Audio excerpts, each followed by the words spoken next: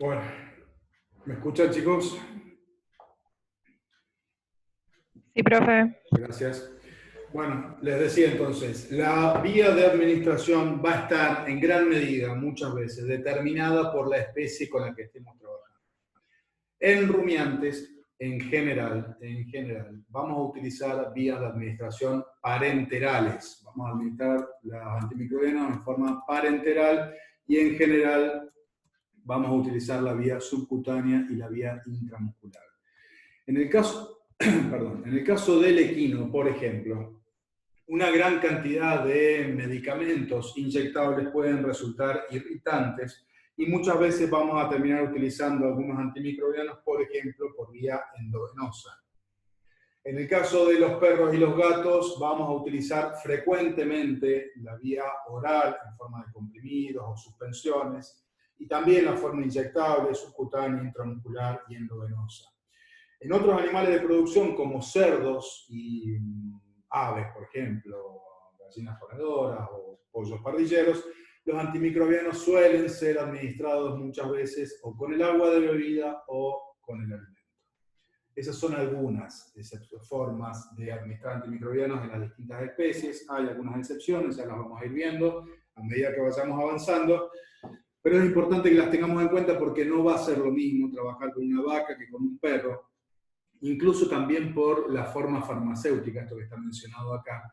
No es lo mismo tener que administrar un antimicrobiano cada 8 horas en un perro, al que yo le puedo pedir al dueño que le administre el antimicrobiano por vía oral en forma de un comprimido cada 8 horas, que tener que administrar un antimicrobiano cada 8 horas en una vaca y ni hablar un rodeo de vacas.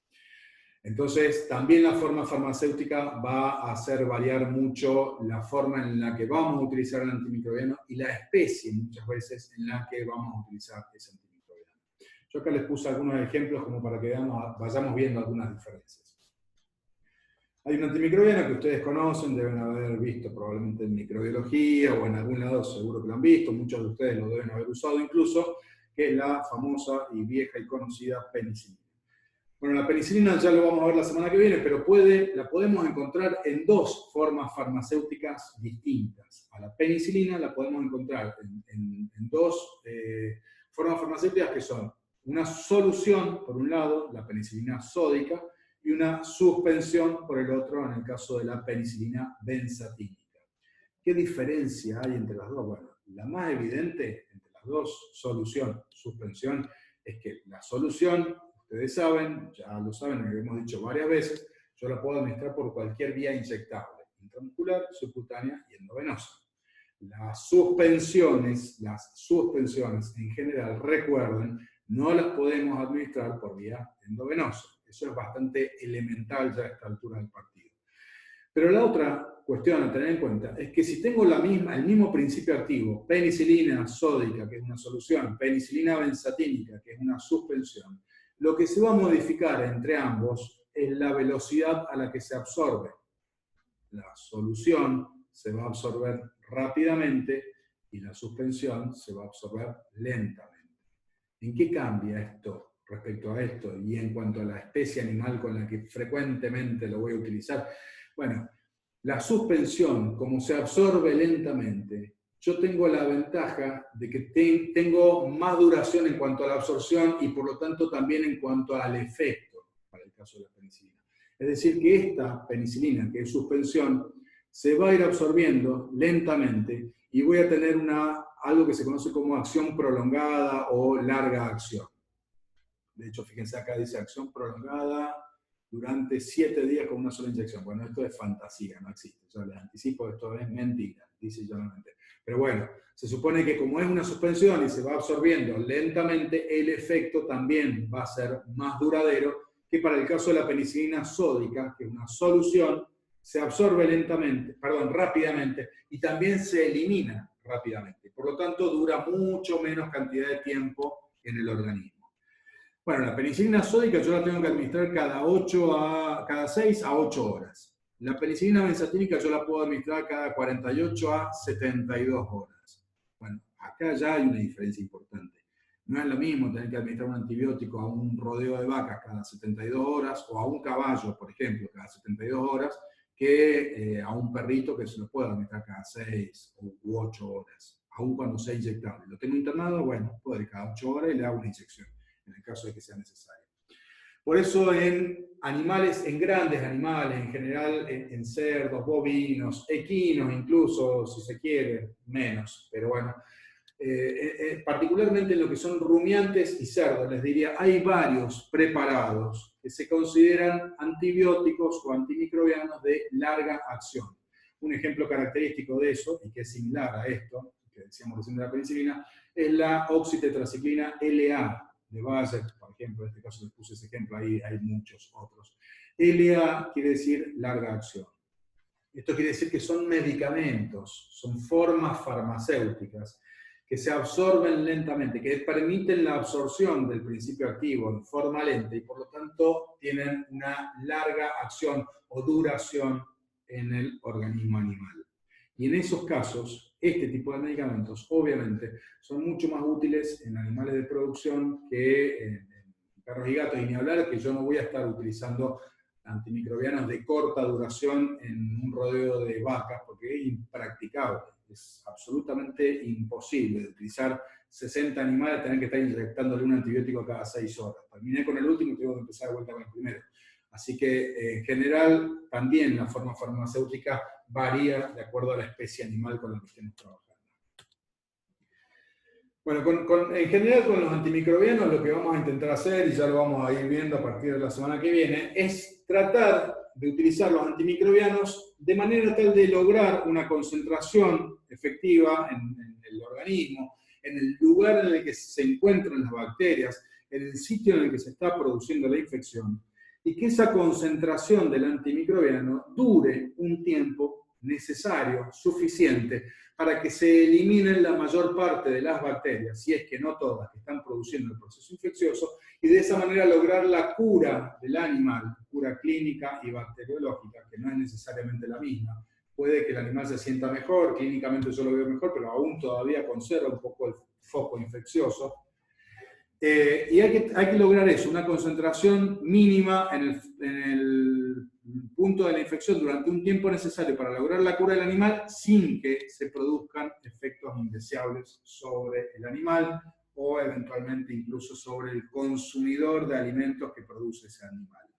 ¿Cuáles son esos efectos indeseables que tienen en general los antimicrobianos? Bueno, es muy fácil. La toxicidad para el animal es un punto muy importante. Todos los antimicrobianos, a una dosis determinada, a una concentración determinada, pueden generar un efecto tóxico en el animal. Y acá me adelanto a algo que les voy a decir enseguida. Recién veíamos los antisépticos y desinfectantes y decíamos que no tienen selectividad en cuanto a la toxicidad que producen. Los antisépticos y desinfectantes afectan más o menos por igual a las bacterias que a las células de la piel o de la mucosa del animal. Entonces, la falta de toxicidad selectiva de los antisépticos y desinfectantes es una limitante para poder decir que, por ejemplo, yo puedo utilizar un antiséptico en un animal por vía oral, como se está haciendo ahora esta brutalidad de consumir dióxido de cloro o de sugerir que uno puede tomar un antiséptico para prevenir el desarrollo de una infección viral. Bueno, son bestialidades pocas veces vistas en la historia de la humanidad y están relacionadas a eso. Los antisépticos y desinfectantes no tienen selectividad por las células, entre las células procariotas, por ejemplo, y las eucariotas de los mamíferos. En el caso de los antimicrobianos, de estas drogas que vamos a utilizar para tratar infecciones, se supone que sí tienen cierta selectividad por afectar mayormente a las bacterias y en menor medida a las células eucariotas. Ahora, si yo utilizo una dosis exageradamente elevada en un animal, bueno, ahí ya la selectividad se pierde un poquitito y voy a empezar a tener efectos tóxicos sobre el animal. Lo mismo que ocurre con cualquier otro medicamento, con cualquier otro principio activo. Todas las sustancias químicas, a una dosis determinada, generan un efecto tóxico en el animal. Ya a partir de la semana que viene vamos a ir viendo cuáles son. La otra, o el otro efecto indeseable que podemos tener con el uso de antimicrobianos, si los utilizo mal particularmente, es que aparezcan bacterias o cepas de bacterias que son resistentes al antimicrobiano que estaba empleando. Y de hecho, este es un punto muy importante que trae consecuencias muy graves, en algunos casos, tanto para la propia medicina veterinaria como para la medicina humana.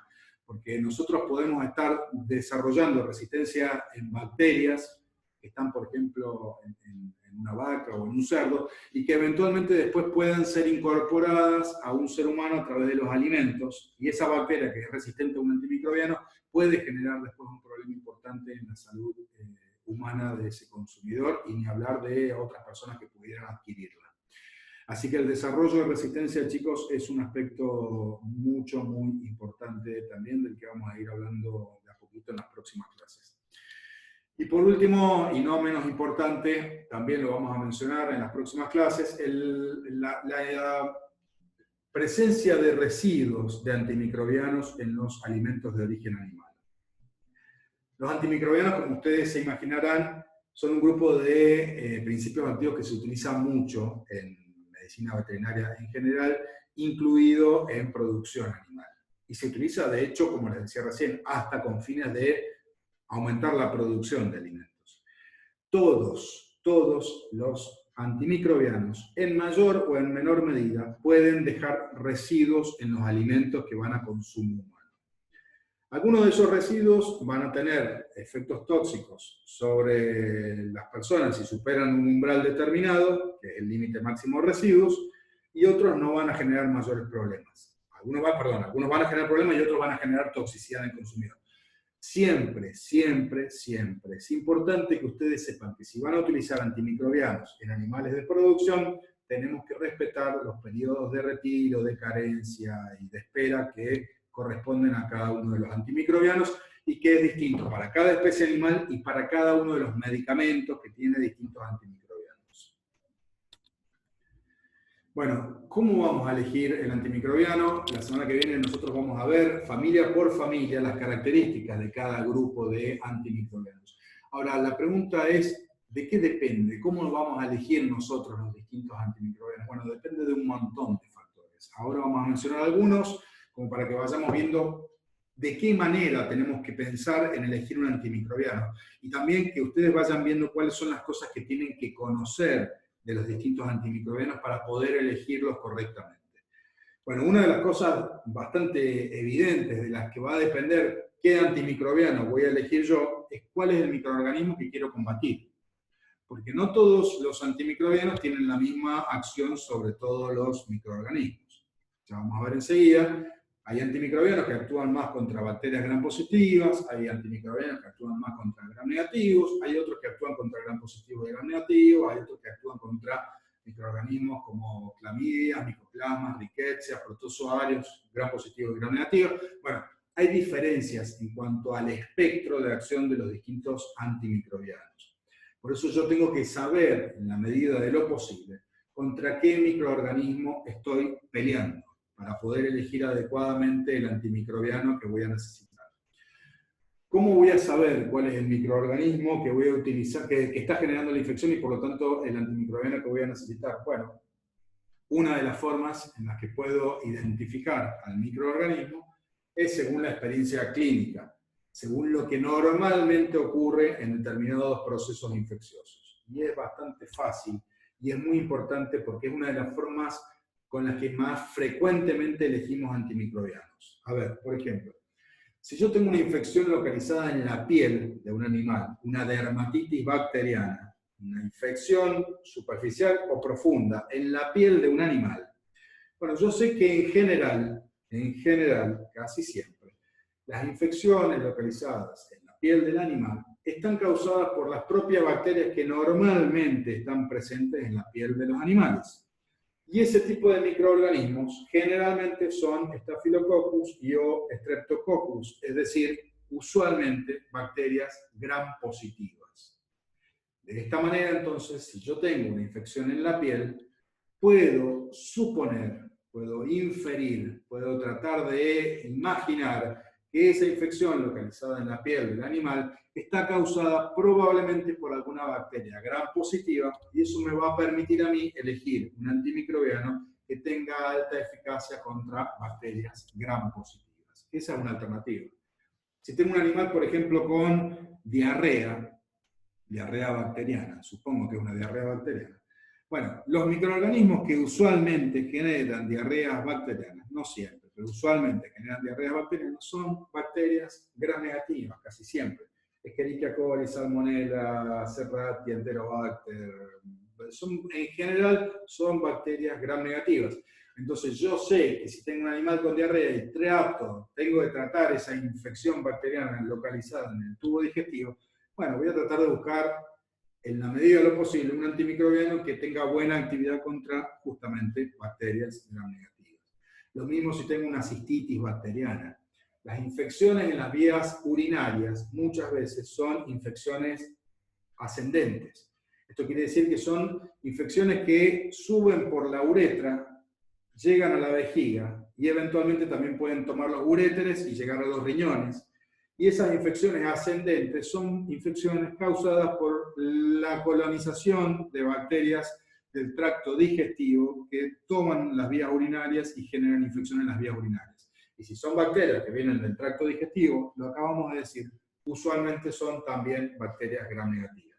Por esa razón, las cistitis bacterianas son frecuentemente causadas también por bacterias gram negativas, fundamentalmente Escherichia coli.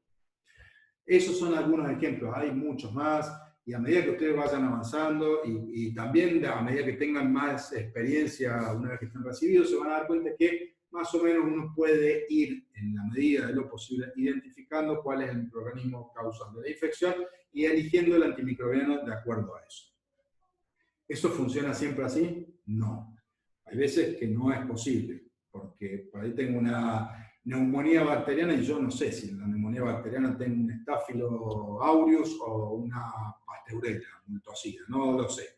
Entonces por ahí tengo que tratar de buscar algún método complementario. Algunas alternativas, la más sencillita, la que más al alcance podemos tener, es muy fácil, hacemos una tinción de Gram en la medida que podemos, tomamos una muestra de alguna secreción o de alguna zona en la que esté el proceso infeccioso, de alguna manera, con un hisopado, con una jeringa, con una punción, con un frotis, con lo que se les ocurra, y hacemos una tinción de Gram. Y acá vemos, por ejemplo, acá hay Staphylo, bueno, Staphylo no, sí, Staphylo, debe ser, son cocos Gram positivos y bacilos Gram negativos. Está muy fea la imagen. Pero bueno, acá yo tengo, por ejemplo, una infección mixta, tengo Gram positivo y Gram negativo. Bueno, acá tendré que o utilizar una combinación de antimicrobianos que afecten Gram positivos y Gram negativos, o buscar un antimicrobiano de amplio espectro, que afecte tanto a Gram positivos como a Gram negativos. La tercera alternativa, y siempre que sea posible, dentro de las medidas de lo posible, la más sugerida, es hacer un cultivo directamente. Hago un cultivo, hago el aislamiento y puedo identificar qué microorganismo es. Y si ya llegué hasta ahí, la verdad es que lo ideal sería poder hacer un antibiograma. Hago el antibiograma, esto ustedes lo deben haber visto en microbiología, siembro la bacteria con una espátula de Drygalski arriba de la superficie de un agar Müller-Hinton, por ejemplo, hago pocillitos o pongo los discos con el antimicrobiano y evalúo el halo de inhibición que se produce alrededor de ese antimicrobiano y puedo determinar si la bacteria es sensible, resistente o medianamente sensible al antimicrobiano en cuestión y en base a eso elegirlo. La verdad es que deberíamos en veterinaria hacerlo más frecuentemente. El cultivo y el antibiograma es algo que por ahí en general, muchas veces por cuestiones de tiempo, muchas veces por cuestiones de disponibilidad de laboratorio, muchas veces por cuestiones económicas, lo obviamos este paso, pero bueno, siempre que sea posible, lo más correcto es elegir el antimicrobiano en base al cultivo y el antibiograma, porque de esa manera reduzco notablemente la posibilidad de estar seleccionando bacterias resistentes al antimicrobiano que estoy eligiendo por tirar nomás intuitivamente. ¿Estamos bien, chicos? ¿Hasta acá me están siguiendo? ¿Hay dudas? No, ninguna duda. Gracias. No, ahí vamos bien. Gracias. Bueno, entonces, uno de los puntos a tener en cuenta para elegir el antimicrobiano es el microorganismo que produce la infección. La otra, u otro aspecto a tener en cuenta para poder elegir correctamente un antimicrobiano es la acción del antimicrobiano sobre el microorganismo. Y acá básicamente tenemos otro punto por el cual enseguida vamos a ver cómo podemos clasificar a los antimicrobianos, que es básicamente si ¿el antimicrobiano es bactericida o bacteriostático? Y esto es muy sencillito. Bactericida es un antimicrobiano que mata a las bacterias, bacteriostático es un antimicrobiano que inhibe la replicación bacteriana. Muy fácil, muy fácil. Ahora, ¿de qué va a depender? Porque nosotros vamos a tener antimicrobianos que van a ser bactericidas y antimicrobianos que van a ser bacteriostáticos. ¿De qué va a depender que yo tenga que elegir uno u otro? Y bueno, muchas veces va a depender de la disponibilidad de la forma farmacéutica, del animal en el que estemos trabajando, de la especie de microorganismo que esté generando la infección, etcétera, etcétera. Pero es importante, es muy importante, que tengamos claro lo siguiente. Los antimicrobianos bactericidas, como su nombre lo indica, eliminan las bacterias y por lo tanto eliminan el foco infeccioso.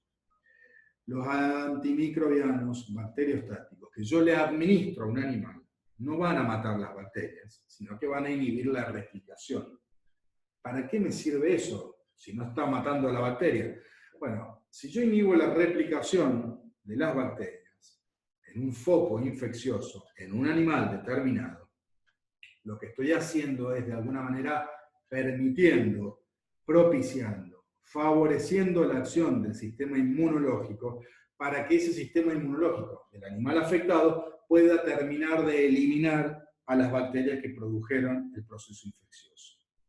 Concretamente, ¿qué quiero decir con esto? El antimicrobiano bactericida no requiere, no necesita de la acción del sistema inmunológico del animal. El antimicrobiano bacteriostático, para poder lograr la cura bacteriológica y clínica del animal, requiere de la intervención del sistema inmunológico del animal. ¿Por qué es importante esto? Porque si yo sé que el animal o el grupo de animales a tratar es un animal o un grupo de animales inmunosuprimidos, no debería utilizar antimicrobianos bacteriostáticos.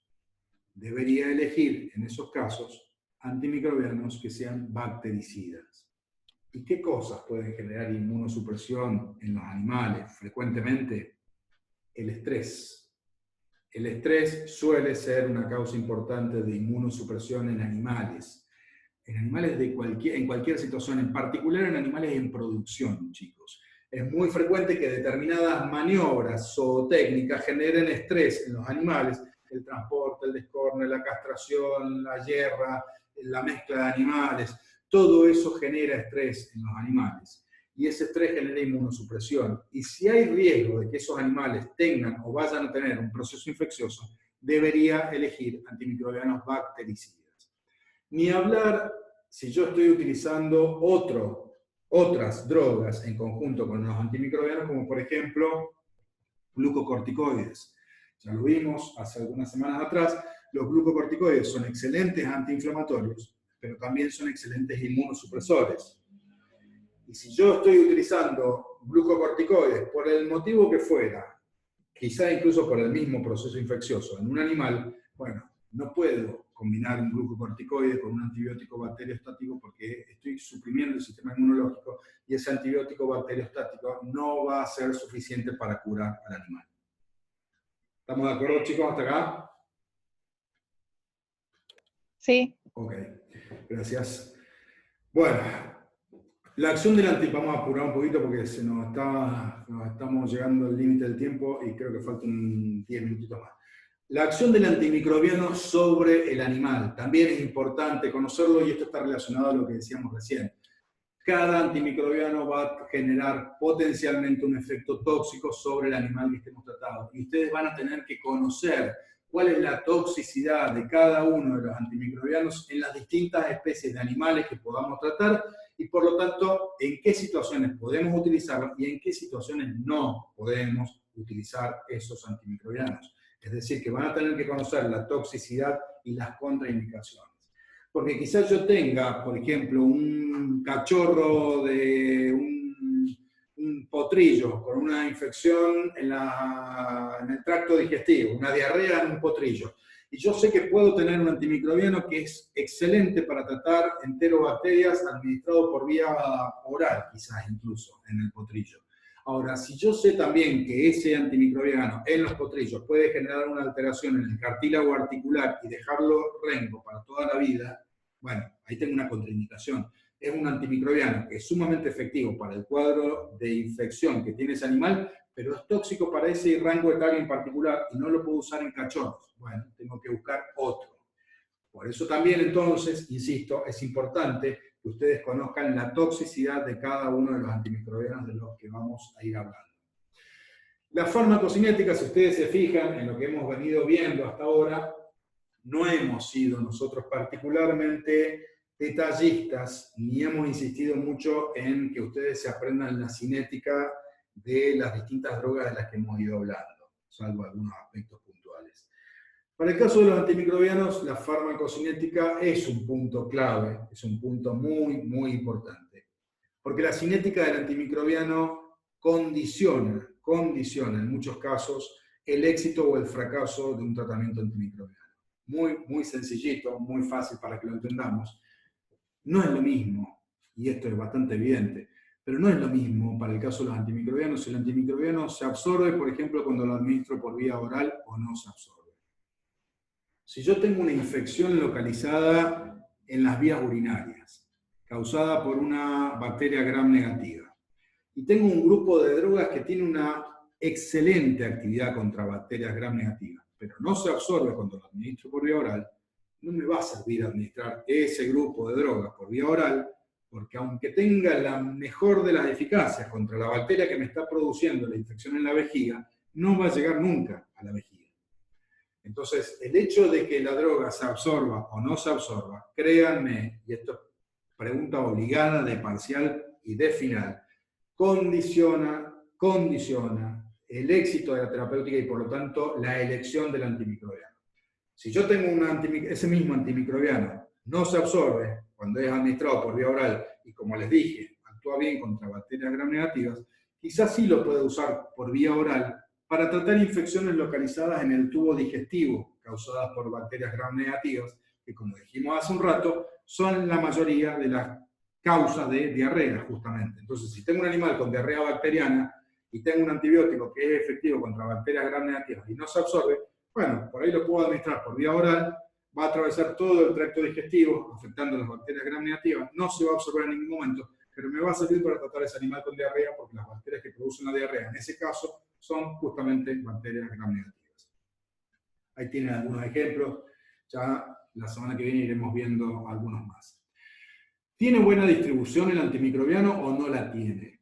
Y esto es posiblemente uno de los aspectos más importantes a la hora de elegir algún antimicrobiano, porque eso está íntimamente relacionado al lugar en el que se encuentra el proceso infeccioso. No es lo mismo tratar una infección localizada no es lo mismo tratar una infección localizada, vamos a ponerlo así, en el riñón del animal a una infección localizada en un absceso en el pulmón del animal, por ejemplo. Es absolutamente distinto el antimicrobiano que voy a elegir para una cosa que para la otra. Para una infección localizada en lo profundo del pulmón a una infección localizada en el riñón. ¿Y por qué? Bueno, porque ahí va a variar mucho. Si el antimicrobiano va a llegar, por ejemplo, a un absceso en el pulmón, voy a necesitar que sea un antimicrobiano altamente liposoluble. Un antimicrobiano que tenga un enorme volumen de distribución. Un antimicrobiano que llegue en altas concentraciones a un absceso en el pulmón. Si quiero que el antimicrobiano llegue al riñón, para matar una bacteria que está localizada en el riñón, y bueno, me va a alcanzar probablemente con que sea un antimicrobiano hidrosoluble, con bajo volumen de distribución, y que se elimine en forma activa por el riñón. Quizá con eso sea suficiente. Entonces, la distribución también va a condicionar la elección del antimicrobiano y va a estar íntimamente relacionado al lugar en el que se encuentra el proceso infeccioso. Esto de la vía de eliminación es lo que decíamos recién. El antimicrobiano que se elimina en forma activa por el riñón va a ser muy útil para tratar infecciones urinarias, por ejemplo. El antimicrobiano que se elimina en forma activa por la bilis quizá me sirva para tratar un proceso infeccioso en el hígado. Pero además, y acá voy a hacer quizá la única pregunta que he hecho durante toda la clase, ¿a dónde va a ir a parar el antimicrobiano que se elimina por vía biliar? ¿A dónde cae? Al intestino. Duodeno. Al duodeno, efectivamente. ¿Y del duodeno va a pasar a dónde? Se puede reabsorber. Sí, pero supongamos que no se reabsorbe. ¿A dónde va a pasar después del duodeno? Materia fecal. Sí, al yeyuno, al ilion y eventualmente al ciego. ¿Y los antibióticos en el ciego, en qué especie puede ser complicada? En el equino. En el equino. Claro. Sí, claro, exactamente. Bueno, entonces la vía de eliminación puede ser útil para saber si a mí me sirve un antibiótico para tratar una infección, por ejemplo, en el riñón, pero también puede ser útil para saber si no puedo quizá matar a un caballo porque le generé una disbiosis en el ciego. Si yo tengo un antibiótico que se elimina de forma activa por la bilis, bueno, quizá no sea el más adecuado para tratar un caballo, porque puedo terminar produciéndole una diarrea que lo lleve directamente a la muerte. Bueno, clasificación de los antimicrobianos, rapidito, porque ya lo vamos a repasar la semana que viene. Los vamos a clasificar en antimicrobianos de amplio espectro, de espectro reducido, de espectro ampliado. Esta es una clasificación, hay otras, ya se las voy a mencionar. Pero en general vamos a hablar de antimicrobianos de amplio espectro, de espectro reducido, de espectro ampliado. En algunos casos van a leer que hay espectro intermedio también. Y la semana que viene lo vamos a ver con más detalle. Bacteriostático o bactericida, de acuerdo a si mata o inhibe la replicación bacteriana. Y concentración o tiempo dependiente, algo de lo que vamos a hablar ya a partir de la semana que viene, chicos. Hasta acá vamos a llegar con la clase del día de hoy. Y la semana que viene vamos a seguir profundizando un poquito en esto y vamos a empezar a hablar ya de familias de antimicrobianos. ¿Alguna duda respecto a lo que hemos visto hasta ahora, de lo que hemos dicho hasta ahora? Bueno, supongo que no. Profe, Sí, en mi caso, cuando habló de bactericida y bacteriostáticos, sí.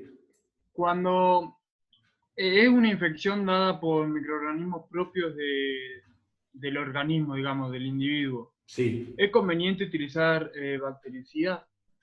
bien, entiendo, creo que entiendo a dónde apunta la pregunta. Sí, a ver. Infecciones generadas por microorganismos de la flora normal del animal, te diría que son, a eso te referís, ¿verdad? Sí, sí. Ahí está. Son frecuentes por ahí las infecciones en piel, en general, la dermatitis en general, y las infecciones de heridas generadas por propios microorganismos de la piel. Algunas osteomielitis, por ejemplo, cuando hay fracturas expuestas y se incorporan microorganismos propios de la piel dentro de la médula del hueso. Y eventualmente algunas infecciones en vías urinarias colonizadas por bacterias del tracto digestivo y las propias infecciones del tracto digestivo. Esa te diría así, a grandes rasgos, que son o suelen ser las infecciones causadas por flora banal o normal propia del organismo más frecuentes. En todos esos casos está indicado el uso de bactericidas. Hay como una especie de antigua creencia, y por antigua no quiero decir necesariamente que sea absolutamente equivocada, antigua creencia de que los antimicrobianos bactericidas por ahí, sobre todo cuando actúan contra bacterias gram negativas y en particular en el tracto digestivo, propician la liberación de endotoxinas, que como ustedes saben, las endotoxinas a veces pueden generar, cuando por ejemplo pasan a la circulación sanguínea, una endotoxemia. Entonces por ahí se aconsejaba, en los casos en los que había algunas diarreas con pérdida de la integridad del epitelio intestinal, diarrea sanguinolenta, por ejemplo, con riesgo de absorción de toxinas o bacterias a la circulación, que no se utilizaran antimicrobianos bactericidas en esos casos, porque se podía propiciar la liberación de endotoxinas y perjudicar aún más al animal. Bueno, eso la verdad es que hoy, desde el punto de vista clínico, no se le hace caso a eso, porque en general se ha visto que es más efectivo matar a las bacterias y utilizar en todo caso algún otro medicamento o principio activo para disminuir los efectos del shock endotóxico o de la endotoxemia y no dejar vivas a las bacterias con todo el riesgo que eso implica. Respondiendo de forma más resumida a tu pregunta, sí, se utilizan bactericidas en las situaciones en las que hay infecciones causadas por la propia flora normal del animal. No sé si contesté la pregunta más o menos. ¿Cómo se fue? El que preguntó. No sé si hay alguien del otro lado, se fueron. Voy a dejar de grabar por las dudas para dejar pasar vergüenza. Bueno, chicos, ¿estamos más o menos? No, se entendió, profe. Ahí va, Mateo. Bueno, me alegro. Me había ¿Alguna...? cortado un poco. Genial, está, sí. Estoy medio corto de conexión hoy día en particular. ¿Tienen alguna otra duda, chicos? ¿Algo más que quieran preguntar? Sí, profe, yo tengo